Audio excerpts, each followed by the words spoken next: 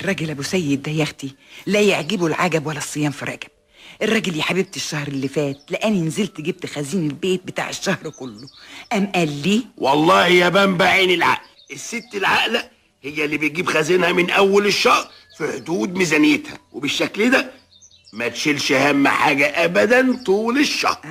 عشان تعرف يا ابو سيد انك متجوز واحده مدبره ومقتصده. عارف يا بنبع عارف، وعشان كده ابتداء من الشهر الجاي ان شاء الله هديكي الماهيه تتصرفي فيها زي ما انت عايزه، مش هاخد منك غير حق السجاير والمصاريف بتاعه المواصلات وبس. وفعلا يا اختي الشهر اللي جه وهل ما كدبش خبر، اداني الماهيه على داير المليم.